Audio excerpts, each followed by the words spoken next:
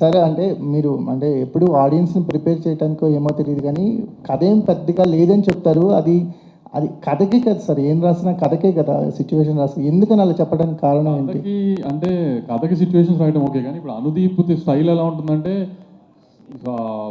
పంచుల్లో వెళ్తుంది సినిమా అంతా.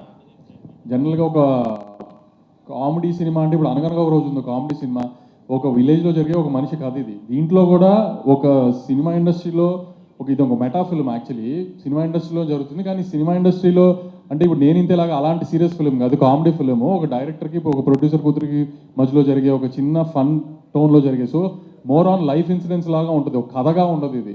ఇప్పుడు ఒక డైరెక్టర్ ఇబ్బందుల్లో ఉన్నప్పుడు ఎలా బిహేవ్ చేస్తాడు, ఆ ప్రొడ్యూసర్ డిమాండింగ్గా కమాండింగ్గా ఉన్నప్పుడు ఎలా బిహేవ్ చేస్తుంది ఆ ప్రొడ్యూసర్ కూతురు అనేది, అలా ఒక లైఫ్ ఇన్సిడెంట్స్ మీద ఉంటుంది సినిమా.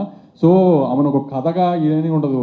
ఒక డైరెక్టర్ అనే మనిషి ఈ 2 hours ఫ్లోలో ఆ క్యారెక్టర్ మూమెంట్స్, క్యారెక్టర్ ఎలా చేసింది ఇది అది అలా వెళ్తుంది సినిమా. అందుకే నేను అందరికీ చెప్పిన సింపుల్ క్యూట్ కామెడీ ఫిలిం, వచ్చి నవ్వుకుని వెళ్ళండి, స్కేల్లో అవి పెట్టుకుని ఏమి మెజర్మెంట్లు చేయకండి ఎక్కడ. ఎందుకంటే అలాంటిది కథ, అలాంటి సీన్లు అలా ఏం రాయడు మనోడు, మీకు తెలుసు ఆ విషయం.